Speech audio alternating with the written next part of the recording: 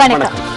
இணைந்து கொள்வது நியூஸ் ஃபர்ஸ்டின் பிரதான செய்திகளோடு உங்களோடு இணைந்து கொள்ளும் நாம் சிஸ்ரகுமார் கிருஷாந்த் ராஜ், தாரிணி தங்கராஜா. இன்றைய விரிவான செய்திகளுக்கு செல்லும் முன்னர் முதலில் தலைப்புச் செய்திகள். கோமாகம பிரதேச சபையின் வரவு செலவு திட்டம் தோல்வி. 2016 ஆண்டு புலமை பரிசில் பரீட்சை ரத்து செய்யப்படுமா?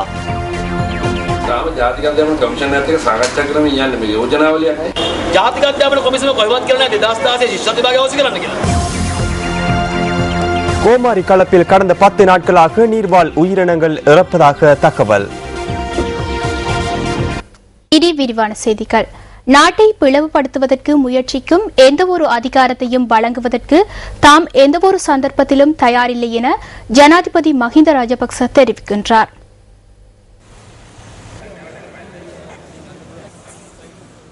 தென்மாகாண சபை கட்டடம் மக்கள் பயன்பாட்டிற்காக இன்று முற்பகல் ஜனாதிபதியால் கையளிக்கப்பட்டது. மாகாண சபை மற்றும் மத்திய அரசாங்கம் என யாராக இருந்தாலும் அனைவரும் மக்களின் நலனை கருத்தில் கொண்டே செயற்பட வேண்டும் என ஜனாதிபதி கூறியுள்ளார். யுගයක් තිබුණා ලක්ෂ 6කට බස්සන්න ඕන, ඒක ලක්ෂ 3කට බස්සන්න ඕන කියලා. யுகம் ஒன்று இருந்தது, எனக்கு ஞாபகம் உள்ளது. 6 லட்சத்தை 6 ஆக்க வேண்டும், 3 லட்சத்துக்கு குறைக்க வேண்டும். அரசு சேவை அவ்வாறு காணப்பட்ட காலம் அது. ஓய்வூதியத்தை குறைத்தனர். அரசு சேவையாளர்கள் சிலருக்கு இந்த விடயம் மறந்திருக்கும். புதியவர்களுக்கு சில சந்தர்ப்பங்களில் இந்த விடயம் தெரியாது. மக்கள் உங்கள் மீது நம்பிக்கை கொண்டுள்ளனர். அரசியல்வாதிகள் செய்வார்கள் என நம்புகின்றனர். அந்த நம்பிக்கை உங்களுக்கு இருந்தால் இந்த புதிய வருடத்தில் உங்களிடம் வரும் மக்களின் கண்ணீரை துடைத்து அவர்களின் பிரச்சனைகளை கேட்டறிந்து அவற்றை தீர்க்க முடிந்தால் அதுதான் நீங்கள் பெற்றுக்கொண்ட வெற்றியாக நான் பார்க்கின்றேன்.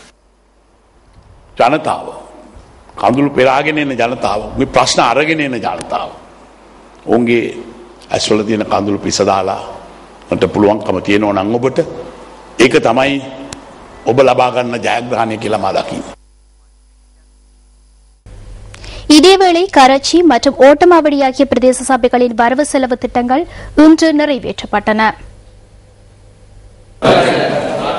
கிளிநொச்சி கராச்சி பிரதேச சபையின் 2014 ஆண்டுக்கான வரவு செலவு திட்டம் இன்று ஏகமனதாக நிறைவேற்றப்பட்டுள்ளது.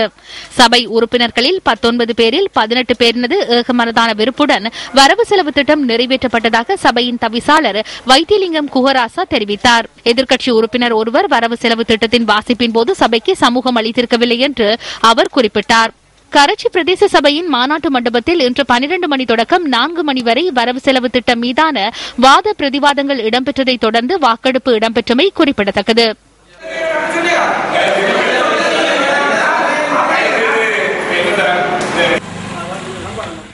இதேவேளை மட்டக்களப்பு ஓட்டமாவடி பிரதேச சபையின் 2014 ஆண்டுக்கான வரவு செலவு திட்டம் 2வது வாசிப்பு இன்று ஏகமனதாக நிறைவேற்றப்பட்டுள்ளது.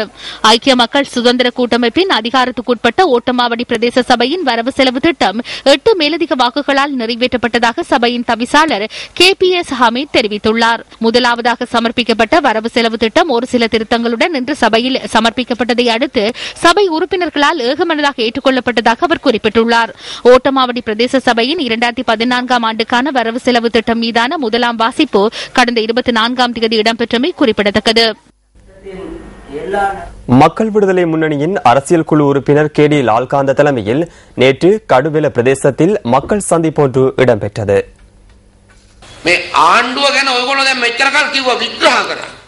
இந்த அரசாங்கம் தொடர்பில் நீங்கள் இதுவரை காலமும் பல்வேறு வகையை விமர்சனங்களை செய்தீர்கள். இவர்களின் ஊழல், மோசடிகள் மற்றும் போதைப்பொருள் வியாபாரம் என்பவற்றையும் வெளிப்படுத்தினீர்கள். இதற்கு எவ்வாறு பதில் தேடுவது, யார் இதனை செய்வது, எதிர்க்கட்சி எங்கே என்றெல்லாம் பல்வேறு கேள்விகள் காணப்படுகின்ற நிலையில் பிரதேச சபைகளில் காணப்படுகின்ற இந்த எழுச்சி மாகாண சபைகளுக்கும் வர வேண்டும் என்பதே எமது பிரார்த்தனையாகும். இதற்கான காலம் வெகு தொலைவில் இல்லை. மக்கள் விடுதலை முன்னணியின் தலைவர்கள் மற்றும் உறுப்பினர்கள் மாத்திரமே இன்று கௌரவமாக அரசியலில் ஈடுபடுகின்றனர்.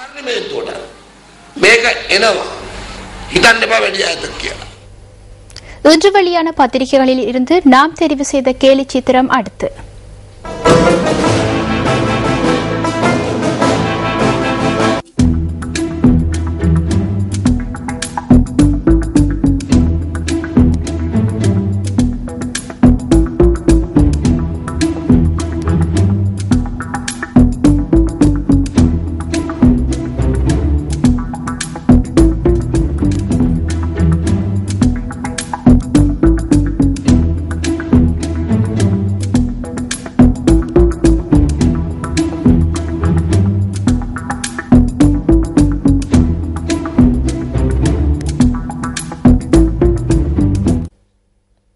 தமிழ் தேசிய கூட்டமைப்பிற்குள் தற்போது ஏற்பட்டுள்ள நிலைமை குறித்து தமிழர் விடுதலை கூட்டணியின் செயலாளர் நாயகம் வி ஆனந்த சங்கரி தமிழ் தேசிய கூட்டமைப்பின் பாராளுமன்ற குழு தலைவர் இரா சம்பந்தனுக்கு கடிதம் ஒன்றை அண்மையில் எழுதியிருந்தார். இந்த விடயம் குறித்து பிரஜைகள் முன்னணியின் செயலாளர் நாயகமும் பாராளுமன்ற உறுப்பினருமான ஜே ஸ்ரீரங்கா கருத்து தெரிவித்தார். இன்று தமிழ் மக்களுக்கு தேவை அனைவரும் ஒன்றுபட்டு தமிழர்களின் சுய உரிமையுடன் கூடிய ஒரு நிரந்தர அரசியல் தீர்வினை பெற வேண்டிய ஒரு தேவைதான் தமிழ் மக்களிடம் இருக்கின்ற ஒரு வேண்டுகோளாக காணப்படுகிறது. இதற்கு முக்கியமாக தமிழ் அரசியல்வாதிகள், அது எந்த பிரதேசமாக இருந்தாலும், அது நுரெலியாவோ அல்லது யாழ்ப்பாணமோ திருகோணமலையோ, இலங்கையில் வாழ்ந்த அவ்வளவு தமிழ் தலைமைகளும் தமிழ் பேசும் தலைமைகளும் இணைந்து சிறுபான்மை இனத்தின் உரிமைகளை பெறுவதற்காகத்தான் உண்மையில் அவர்கள் தங்களுடைய சண்டையை பிடிக்க வேண்டும். இன்று அரசுக்கு எதிராக தமிழ் பேசும் சமூகங்கள் இணைந்து சண்டை பிடிக்க வேண்டிய ஒரு நிலைமை இன்று ஏற்பட்டிருக்கிறது. இன்று முஸ்லீம்களுக்குள் பல கட்சிகளும் தமிழர்களுக்குள் பல கட்சிகளும் இருந்து தங்களுக்குள் பிளவு ஏற்படுகின்ற பொழுது இனவாத அரசுகள் தொடர்ந்து சிறுபான்மையை நசுக்குகின்ற ஒரு நிலைமைக்கு இது துணை போகிறது. எனவே குறிப்பாக ரா சம்பந்தன் அவர்களும் ஆனந்த சங்கரி அவர்களும் தங்களுக்குள் சண்டை பிடிப்பதை நிறுத்திவிட்டு அவர்கள் இருவரும் இணைந்து வேண்டுமென்றால் ரவுஃப் ஹக்கீம் அவர்களை முனைத்துக் கொண்டு அல்லது வேறு முஸ்லிம் தலைமைகளை முனைத்துக் கொண்டு தமிழ் பேசும் மக்களின் உரிமைகளுக்காக போராட வேண்டும். தங்களுக்குள் பகைத்துக் கொள்வது இது இன்று அனைத்து தமிழ் பேசும் அரசியல் தலைமைகளும் தங்களுடைய கட்சி பேதங்கள், தங்களுடைய கொள்கை பேதங்கள் என்பதற்கு அப்பால் அனைவரும் இணைந்து தமது உரிமைகளை பெற வேண்டிய ஒரு தேவை இருக்கிறது என்று சொன்னால் இன்றைய சர்வதேச அரங்கிலே தமிழ் தேச மக்களுக்கு உரிமைகளை கொடுக்க வேண்டும் என்ற ஒரு அழுத்தம் ஏற்பட்டிருக்கிறது. இந்த அழுத்தத்தை இலங்கையில் இருக்கின்ற தமிழ் அரசியல் தலைமைகள் ஒழுங்காக கையாளுகின்றனவா என்ற ஒரு கேள்வி இருக்கிறது. புலம்பெயர்ந்த தமிழர்கள் ஒழுங்காக கையாளுகிறார்கள், தமிழ்நாட்டில் உள்ள தமிழ் தலைமைகள் ஒழுங்காக கையாளுகின்றன.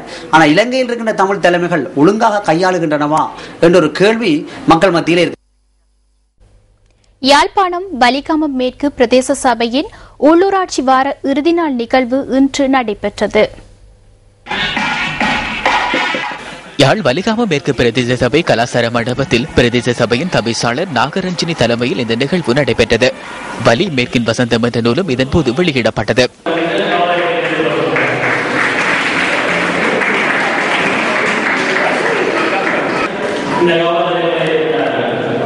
தமிழ் தேசிய கூட்டமைப்பின் வடமாகாண சபையின் உறுப்பினர்கள் மற்றும் வடமாகாண உள்ளூராட்சி அமைச்சின் செயலாளர் உள்ளிட்ட மேலும் பலர் இந்த நிகழ்வில் கலந்து கொண்டிருந்தனர். இதன்போது கலைஞர்கள் பலர் கௌரவிக்கப்பட்டிருந்தமையும் குறிப்பிடத்தக்கது. விளம்பரங்களின் பின்னர் நியூஸ் போஸ்டின் பிரதான செய்தி தொடரும்.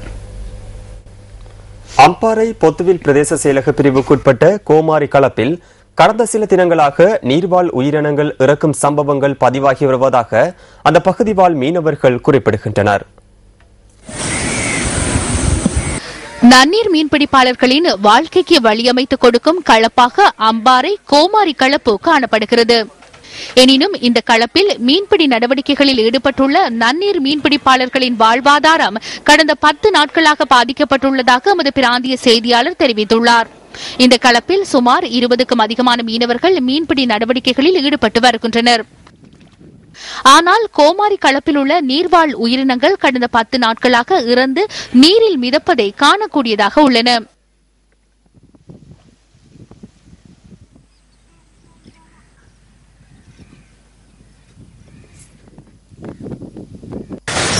இந்த கோமாரி கிராமத்தில் கிட்டத்தட்ட 199 மீனவர்கள் இருக்கின்றார்கள். அவர்களுடைய அன்றாட தொழில் மீன்பிடி தொழில் தான் நம்பி இருக்கின்றது. கிட்டத்தட்ட ஒரு 10 நாள் கூடி இந்த மீன்கள் செத்திருக்கின்றன.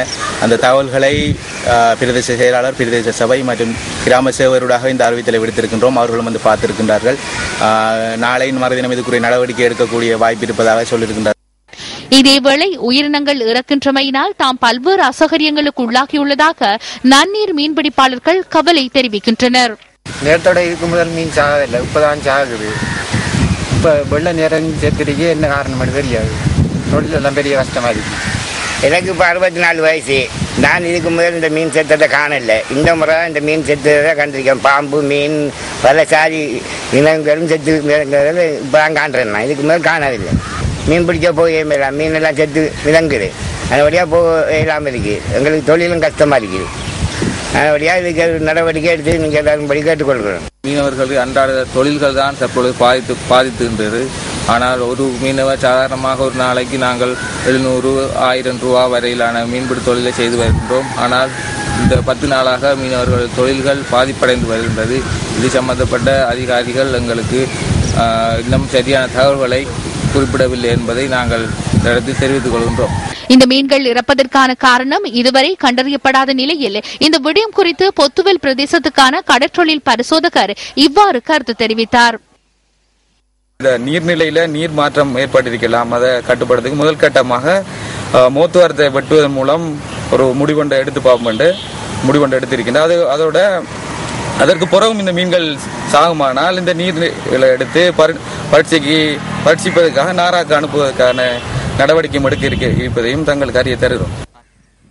அம்பாறை கோமாரி களப்பில் மீன்கள் இவ்வாறு இறந்துள்ளமையினால் மீனவர்களின் வாழ்வாதாரம் தொடர்ந்தும் பாதிக்கப்பட்டுள்ளமை குறித்து இதுவரை யாரும் அவதானம் செலுத்தவில்லை என்பது கவலைக்குரியதே.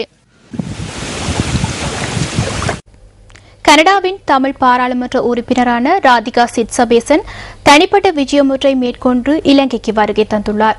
இலங்கைக்கு வருகை தந்துள்ள கனடாவின் பாராளுமன்ற உறுப்பினர் ராதிகா சிட்சபேசன் யாழ்ப்பாணத்திற்கான விஜயம் ஒன்றை இன்று மேற்கொண்டிருந்தார். வலிகாமம் வடக்கு பகுதிக்கு விஜயம் மேற்கொண்ட கனடாவின் பாராளுமன்ற உறுப்பினர் ராதிகா சிட்சபேசன் மாவட்டபுரம் கந்தசுவாமி ஆலயத்திற்கும் சென்று வழிபாடுகளில் ஈடுபட்டுள்ளார். இதேவேளை வரலாற்று சிறப்புமிக்க நல்லூர் கந்தசுவாமி ஆலயத்திற்கு சென்று வழிபாடுகளிலும் ஈடுபட்டதாக எமது செய்தியாளர் குறிப்பிட்டுள்ளார். அம்பாறை அக்கரைப்பற்று அஞ்சல் அலுவலக ஊழியர்களின் பணி பகிஷ்கரிப்பு 3வது நாளாகவும் இன்று முன்னெடுக்கப்பட்டது. அக்கரைப்பற்று அஞ்சல் அலுவலக அதிபருக்கும் ஊழியர்களுக்கும் இடையில் ஏற்பட்ட கருத்து முரண்பாடே இந்த பணி பகிஷ்கரிப்புக்கு காரணமாகும். அக்கரைப்பற்று அஞ்சல் அதிபரை இடமாற்றம் செய்யும் வரை தாம் பணி பகிஷ்கரிப்பை முன்னெடுக்க உள்ளதாக அஞ்சல் அலுவலக ஊழியர்கள் தெரிவித்தனர். பணி பகிஷ்கரிப்பில் ஈடுபட்ட போது போலீசார் வந்து விசாரணை செய்தனர்.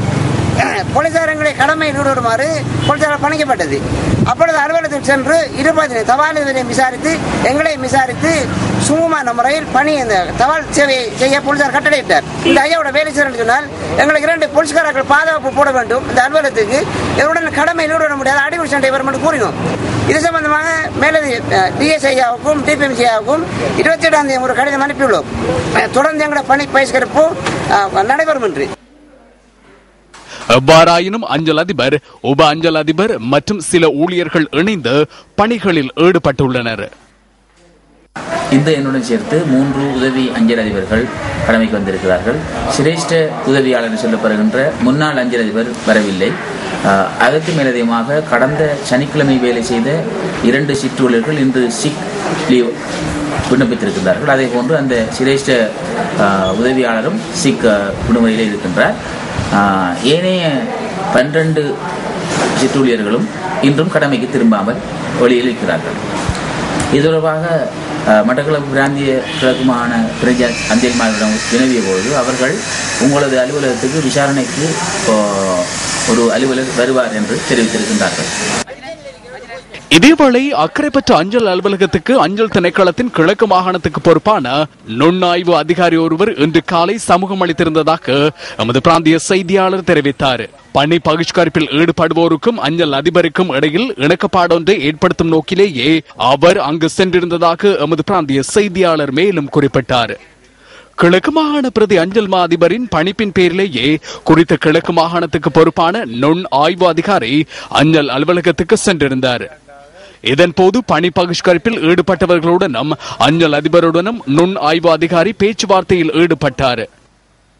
இந்த பணி பகிஷ்கரிப்பு நடவடிக்கை காரணமாக அக்கரைப்பற்று அஞ்சல் அலுவலகத்தில் சேவைகளை பெற்றுக்கொள்ள முடியாதுள்ளதாக பிரதேச மக்கள் விசனம் தெரிவிக்கின்றனர். போக்குவரத்து போலீசார்கிட்ட இதை எடுக்கிறோம், அபராதம் விதிக்கப்படுறோம். அதை இங்க கட்ட வந்தா இங்க ஊழியர்கள் வேலை பகிஷ்கரிப்பில் இருக்காங்க. இன்று காலை நாங்கள் தபால் அலுவலகத்துக்கு கடிதம் போஸ்ட் பண்ணுவதற்காக வந்தோம். இவர்கள் பாரம் எடுக்கவில்லை, தொழில் பகிஷ்கரிப்பு நடக்க சொன்னார்கள்.